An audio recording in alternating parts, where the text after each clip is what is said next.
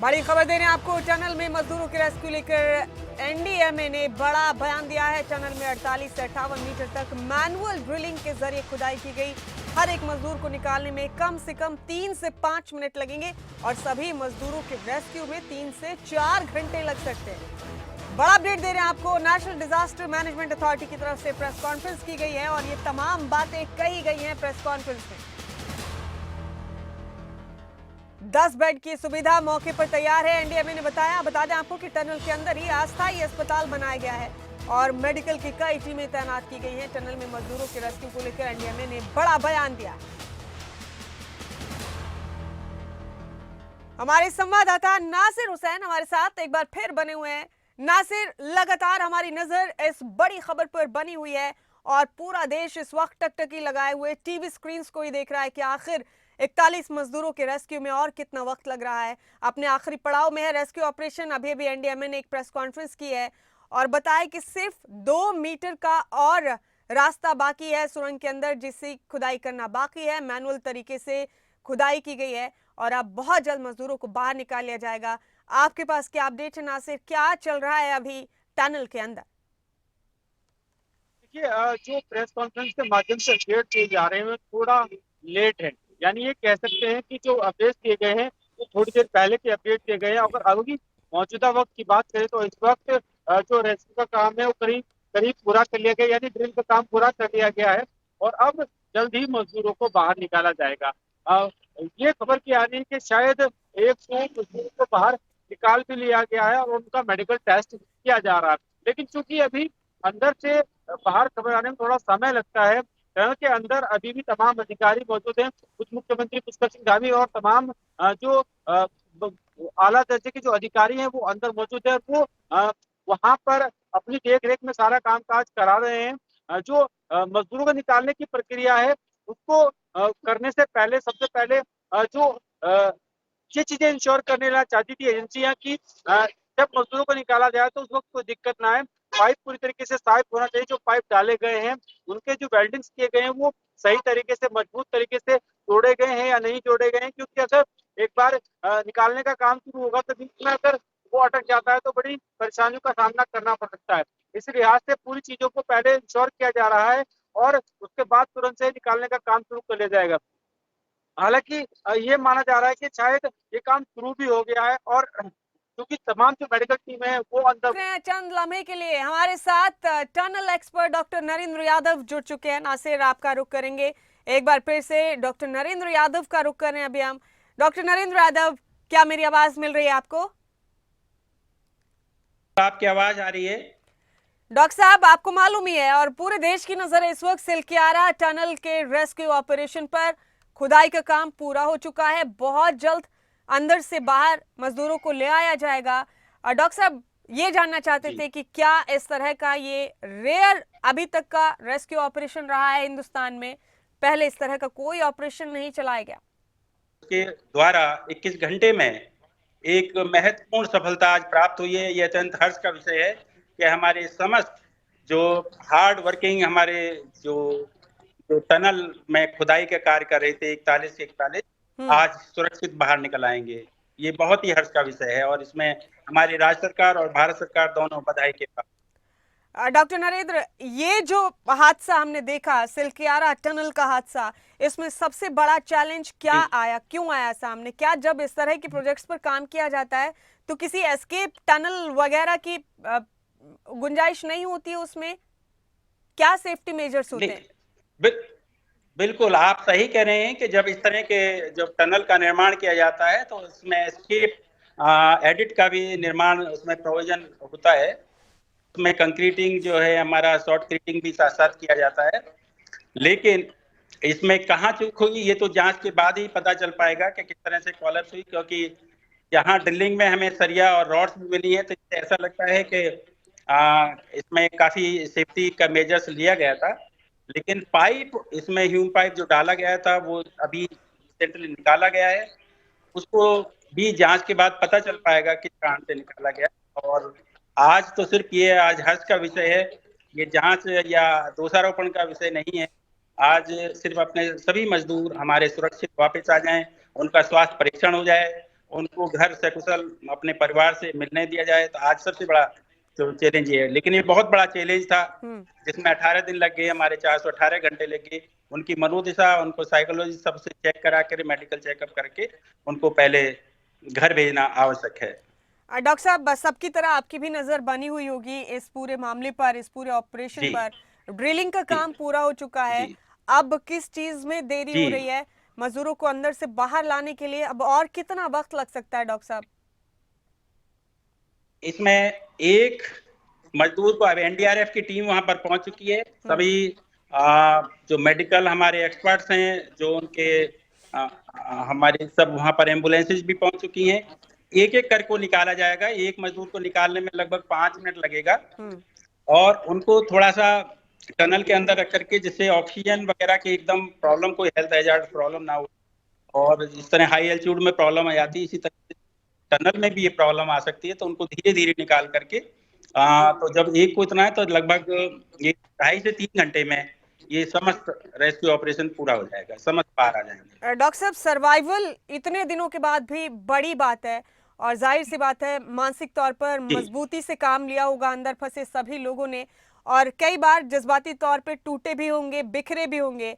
इस तरह की सिचुएशंस जब आती हैं डॉक्टर साहब, तो आपका तजुर्बा क्या कहता है? क्या उस टाइम निकलना एक दूसरे के सहारे के सहारे एक आसान होता है मजबूत या? मनोदशा हमारे जो समस्त जो मजदूर हमारे काम कर रहे थे, क्योंकि वो ऐसी ही विकट परिस्थितियों में काम करते हैं और वो पूरे मानसिक रूप से हमेशा तैयार रहते हैं, और एक दूसरे का उन्होंने पूरा हौसला बढ़ाया। और उन्हें ये भी पता था कि पूरा देश उनके साथ खड़ा है, प्रार्थना कर रहा है। हमारे माननीय प्रधानमंत्री जी, हमारे माननीय मुख्यमंत्री जी लगातार अपडेट्स ले रहे हैं और कैंप करके इसको रेस्क्यू ऑपरेशन को जारी रखने पर लगातार निर्देश दे रहे हैं। तो वो ये उनकी मानसिक स्थिति, चूंकि हम पूरे हमेशा उसके साथ हैं दिन और रात, तो वो उन्होंने काफी इसको ढाढ़स बताया, हिम्मत दी उनको।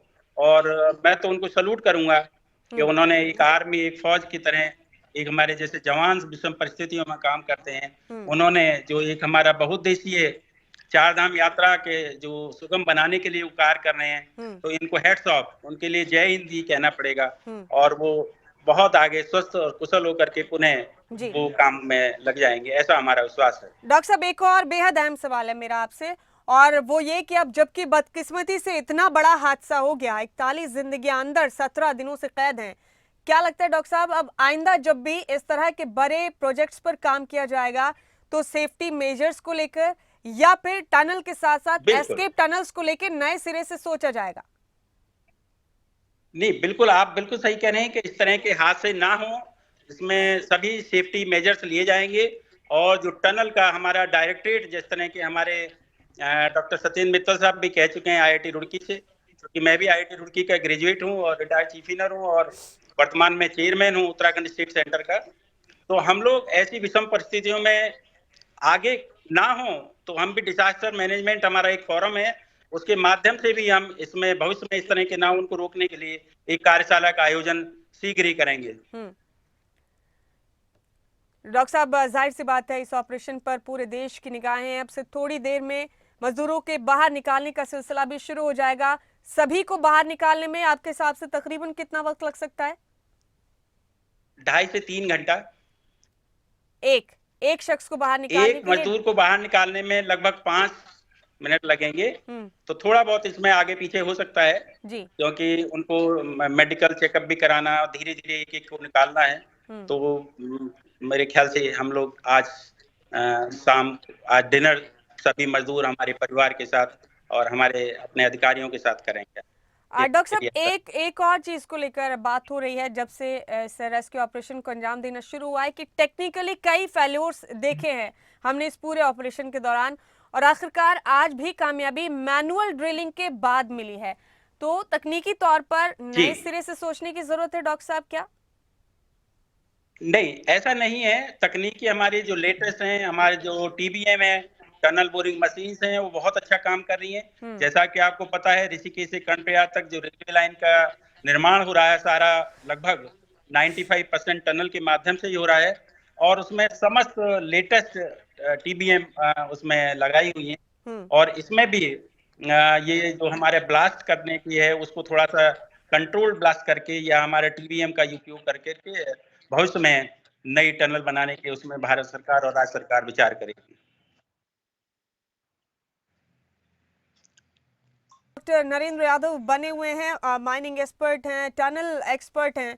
और डॉक्टर साहब, बाहर से भी हमने एक्सपर्ट्स की मदद ली है और ये कलेक्टिव एफर्ट्स के बाद ये कामयाबी हमको मिल रही है। डॉक्टर साहब, आप सब जैसे लोगों के मार्गदर्शन में भी इस रेस्क्यू ऑपरेशन को आगे बढ़ाया गया है। साइकोलॉजिकली अंदर फंसे लोगों ने बहुत मजबूती का मुजाहरा किया। लेकिन डॉक्टर साहब, ये जो टीम पूरी एनडीआरएफ, एसडीआरएफ, फौज, पुलिस सबकी लगी हुई है, स्थानीय प्रशासन की लगी हुई है, इनके हिम्मत और हौसले को भी सलाम करना बनता है। बिल्कुल, ये सभी बधाई के पात्र हैं। इन लोगों ने बहुत मेहनत की है और इन लोगों ने दिन रात इस तरह से 18 घंटे और घर परिवार छोड़ करके साइट पर काम किया है। दे आर ऑल, सबको हमारी शुभकामनाएं हैं और उनको हम धन्यवाद देते हैं। जी, बेहद शुक्रिया डॉक्टर नरेंद्र यादव, आपका हमारे साथ इस बातचीत के लिए आपका बहुत बहुत शुक्रिया। नासिर हुसैन हमारे साथी लगातार हमारे साथ बने हुए। नासिर, बिल्कुल आखिरी पड़ाव में है रेस्क्यू ऑपरेशन, ड्रिलिंग का काम मुकम्मल हो चुका है और प्रेस कॉन्फ्रेंस में एनडीएमए की तरफ से भी बताया गया, tunnel expert doctor Narendra Yadav ने भी बताया कि एक मजदूर को बाहर निकालने में 3 से 5 मिनट का वक्त लग सकता है और सभी को बाहर निकालने के लिए 3 से 4 घंटे का वक्त कुल मिलाकर लग सकता है। लेकिन उस घड़ी का इंतजार है जबकि एक एक करके मजदूरों को बाहर लाया जाएगा। नासिर, उस घड़ी के लिए और कितना इंतजार बाकी है? फिलहाल यहाँ क्या चल रहा है? देखिए, अब बहुत ज्यादा इंतजार की बात नहीं कही जा सकती क्योंकि अब जो ड्रिलिंग का काम है वो कंप्लीट कर लिया गया है। हेल्थ डिपार्टमेंट के तमाम लोग वहां पर मौजूद है। एक सबसे बड़ी बात यह है कि जो टनल का अंदर हिस्सा है वहीं पर एक छोटा सा अस्पताल इसको कह सकते हैं बनाया गया है। बेड की व्यवस्था वहां पर की गई है और तमाम जो कर्मचारी हैं और जो तमाम हेल्थ डिपार्टमेंट के लोग हैं वो वहां पर मौजूद हैं। जैसे मजदूरों को वहां से बाहर निकाला जाएगा तुरंत उनको जो फौरी तौर पर मेडिकल चेकअप है वो वहां पर किया जाएगा और साथ साथ ये इंश्योर किया जाएगा कि कोई बहुत ज्यादा गंभीर रूप से बीमार तो नहीं है और अगर कोई गंभीर रूप से बीमार होता है तो उसको फिर वहां से अस्पताल ले जाया जाएगा। अगर उसको हायर सेंटर की आवश्यकता है तो उसको हायर सेंटर भी ले जाया जा सकता है। तो ये कह सकते हैं कि बहुत सारी जो व्यवस्थाएं वो कर ली गई है और कोशिश यही है कि जल्द से जल्द मजदूरों को निकाला जा सके क्योंकि अब ड्रिलिंग का काम कंप्लीट हो गया है और ड्रिलिंग का काम कंप्लीट होने के बाद अब ये इंश्योर किया जा रहा है कि जो पाइप में कहीं मिट्टी तो नहीं फंसी है, पाइप में कहीं कोई इस तरह की कोई कमी तो नहीं रह गई है। उसको पूरा चेक करने के बाद जो एनडीआरएफ के जो कर्मचारी हैं वो सीधा उस पाइप के माध्यम से अंदर जाएंगे और अंदर जाकर के वो तमाम जो मजदूर है उनसे बातचीत करेंगे, उनको देखेंगे और फिर एक व्यवस्था बनाएंगे कैसे उनको बाहर निकाला जाएगा।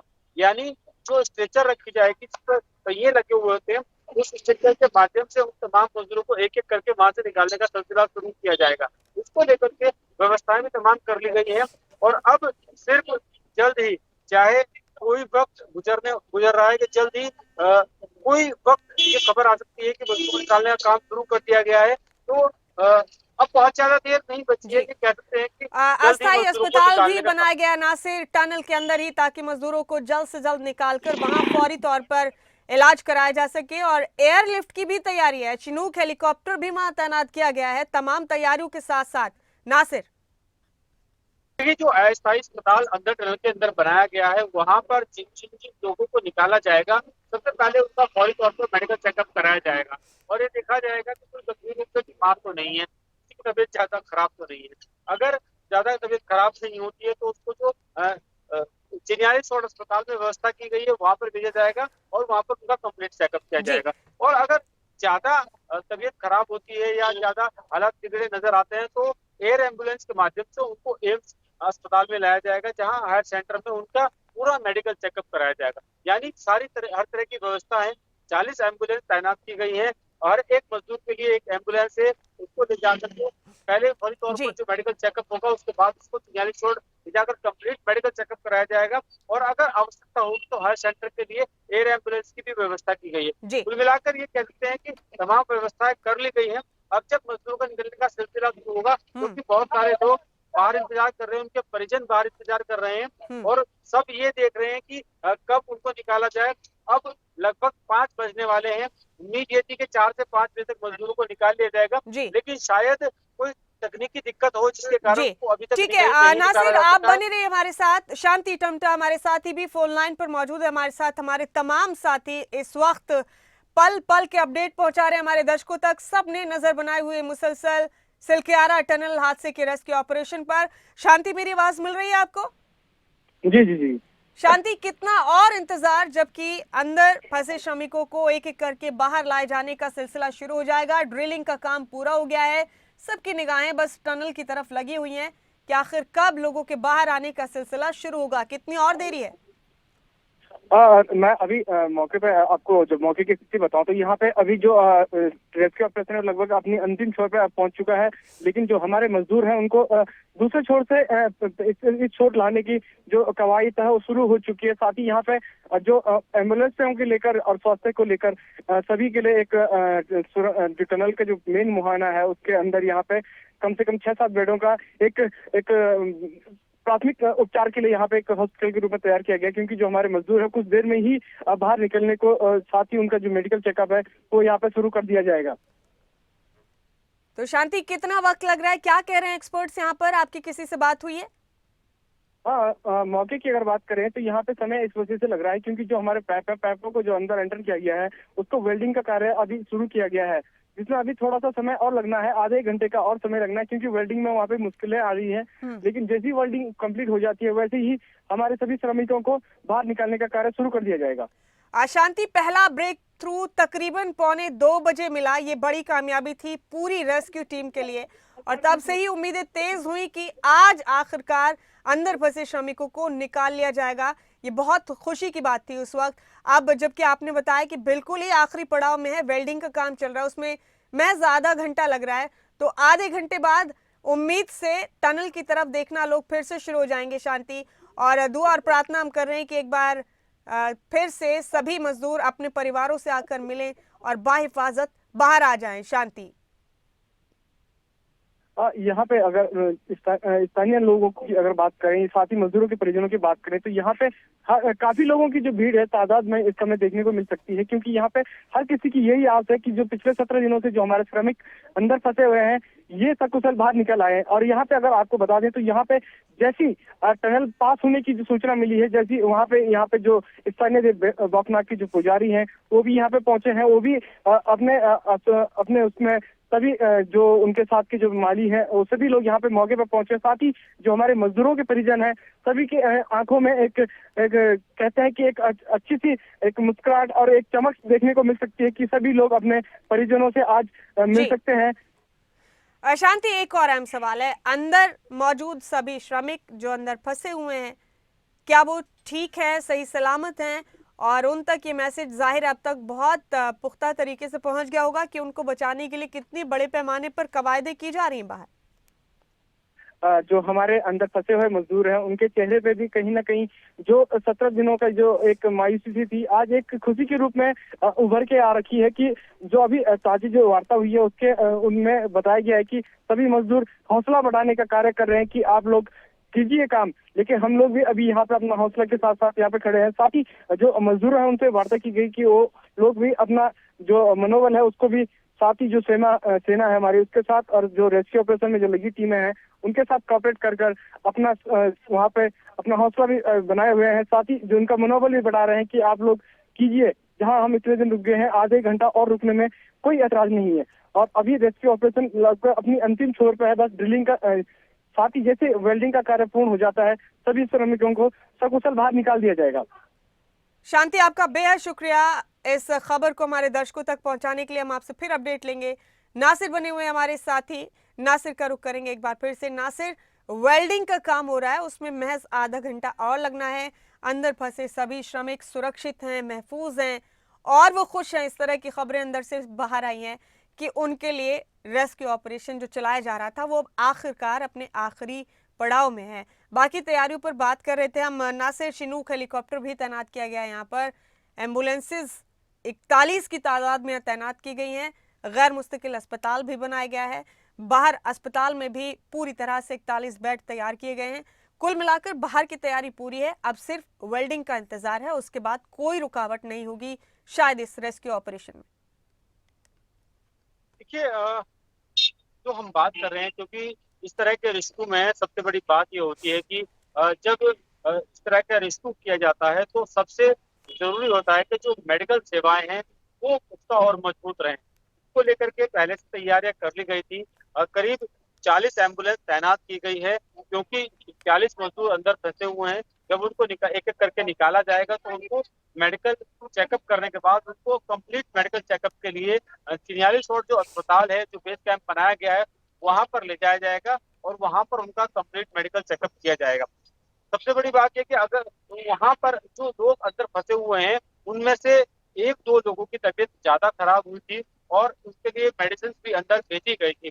उन लोगों को सबसे पहले निकाला जाएगा और उनको फायर सेंटर भेजने की आवश्यकता होगी, तो इसलिए जो एयर एम्बुलेंस है उसकी व्यवस्था भी की गई है, ताकि एयर एम्बुलेंस के माध्यम से उन लोगों को सीधा एम्स अस्पताल लाया जा सके और वहां पर उनका इलाज किया जा सके। क्योंकि सबसे बड़ी बात यह है कि अंदर और बाहर का जो टेम्परेचर है वो अलग अलग है। अंदर के टेम्परेचर की बात करें तो अंदर का टेम्परेचर करीब 28 से 30 डिग्री टेम्परेचर है और बाहर आज क्योंकि मौसम विभाग ने बीच बताया था कि मौसम ठंडा होने वाला है और पिछले अगले 3 दिनों तक मौसम ठंडा रहने वाला है। तो आज बारिश के मौसम के कारण बाहर का जो टेम्परेचर है वो करीब उस जगह पर जहाँ पर वो ये तमाम रेस्क्यू चल रहा है, तिलक्यारा में करीब 10 डिग्री से 15 डिग्री के बीच माना जा रहा है। तो अंदर के टेम्परेचर और बाहर के टेम्परेचर को मॉनिटर करने के बाद ये व्यवस्था की जाएगी कि क्योंकि किसी की बॉडी को टेम्परेचर ऑब्जर्व करने के लिए थोड़ा समय लगता है और ऐसे में तबीयत खराब होने के भी चांसेस ज्यादा रहते हैं। तो इस व्यवस्था को देखते हुए एक ट्रंक के अंदर ही अस्थायी अस्पताल बनाया गया है। इस अस्पताल में पहले उनका चेकअप किया जाएगा और जब उनकी बॉडी ऑब्जर्व कर लेगी टेम्परेचर को, उसके बाद फिर उनको एम्बुलेंस के माध्यम से बाहर निकाला जाएगा और चिन्यालीस रोड अस्पताल जो बेस अस्पताल बनाया गया वहां पर उनको पहुंचाया जाएगा और वहां पर जाकर कंप्लीट चेकअप होगा। तो कुल मिलाकर कह सकते हैं कि सारी व्यवस्थाएं कंप्लीट है और व्यवस्थाएं कंप्लीट होने के साथ ही अब सिर्फ इंतजार है कि जब वेल्डिंग का काम पूरा कर लिया जाएगा और जब निकालने की प्रक्रिया शुरू होगी उसके बाद एक एक मजदूर को अस्पताल पहुंचाया जाएगा और फिर वहां पर कंप्लीट मेडिकल चेकअप किया जाएगा।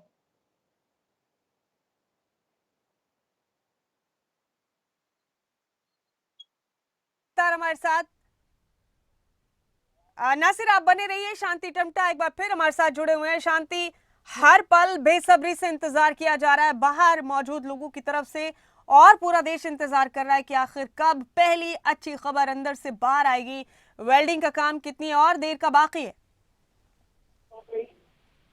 हाँ, इसमें जो रेस्क्यू की अगर बात करें तो अभी मैं मौके पे खड़ा हूँ। मौके पे अगर देखने को मिले, मौके पे देखें तो अभी जो यहाँ की जो तमाम व्यवस्थाएं हैं वो लगभग अपनी फाइनल स्थिति पे कर रखी है। स्ट्रक्चर तैयार है, एम्बुलेंसें तैयार है, साथ ही जो उनके लिए मजदूरों के लिए जो बेड बनाए गए हैं, 8 बेडों का एक अंदर अस्थायी रूप में एक हॉस्पिटल के रूप में तैयार किया गया है, जहाँ की सभी मजदूरों को जब निकाला जाएगा तो जो शुरू के 8 होंगे उनका उपचार करके उनके तुरंत एम्बुलेंस से चिन्याली जो हायर सेंटर के रूप में बनाया गया वहाँ पे रेफर कर दिया जाएगा। साथ ही वहाँ पे उनकी जो आगे का उपचार है वहीं पे किया जाना है।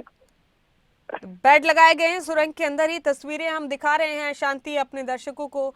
और अपनी तरह का ये पहला इस तरह का रेस्क्यू ऑपरेशन है जिसे इतने बड़े पैमाने पर चलाया जा रहा है। और शांति, प्रशासन की पूरी तरह से तैनाती है वहाँ। अभी जान सकते हैं कौन कौन से बड़े चेहरे यहाँ मौजूद हैं इस वक्त रेस्क्यू ऑपरेशन के दौरान? बड़े चेहरों को लेकर अगर बात करें तो मेजर वीके सिंह यहाँ पे, साथ ही जो स्थानीय प्रशासन के रूप में यहाँ पे जिलाधिकारी महोदय, सिटिंग एमएलए, सभी प्रशासनिक अधिकारी जो यहाँ पे और पीएमओ की ओर से जो भी सेक्रेटरी के रूप में, साथ ही जो उत्तराखंड शासन की ओर से सचिव के रूप में जो यहाँ पे आए हैं, सभी लोग यहाँ पे उपस्थित हैं। सभी लोग रेस्क्यू में अपनी एक नजर रखे हुए हैं। साथ ही जो रेस्क्यू ऑपरेशन में जितनी भी हमारी सेना है या रेस्क्यू ऑपरेशन में जितनी भी तमाम जो टीमें बनाई गई हैं, सभी टीमें यहाँ पे मौके पे उपलब्ध है।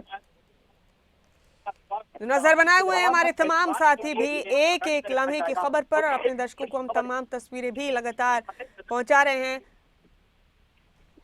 रेस्क्यू अपने आखिरी पड़ाव में है। शांति टमटा हमारे साथी बने हुए हमारे साथ, नासिर हुसैन भी लगातार हमारे साथ बने हुए, तमाम अपडेट हम पहुंचा रहे हैं अपने साथियों को। शांति, इस बीच खबर ये आई थी कि टनल के अंदर मेडिकल टीम को भी भेज दिया गया। शांति से हमारा संपर्क टूट गया। नासिर का रुख कर लेते हैं। नासिर, टनल के अंदर मेडिकल टीम्स को भी भेज दिया गया है। तो बिल्कुल जो मेडिकल टीम बाहर तैनात की गई थी, उन टीमों को इसीलिए तैनात किया गया था कि जब भी आवश्यकता पड़ेगी तो उनको तुरंत टनल के अंदर बुलाया गया।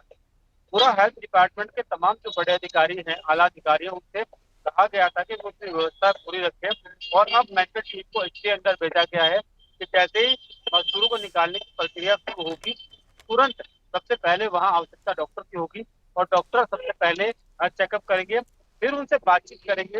मजदूर जो ये माना जा रहा है कि जो मजदूर अंदर फंसे हुए हैं, ज्यादातर की हालत ठीक है, बेहतर है, क्योंकि लगातार पिछले 17 दिनों से उनसे बातचीत की जा रही है, कम्युनिकेशन जी। बनाकर रखा गया है, डॉक्टर भी उनसे लगातार बातचीत करते रहे हैं। तो जी। ये माना जा रहा है कि जो तमाम जो मजदूर वहां पर हैं वो सुरक्षित हैं जी। और सब ठीक है। अच्छी खबर अगर सुनाई सिवाय नासिर एक दो आपने। लोगों- अंदर मौजूद तमाम श्रमिक सुरक्षित है, महफूज है और खुश हैं कि उन्हें बचा लेने की कवायद अब पूरी हो जाएगी।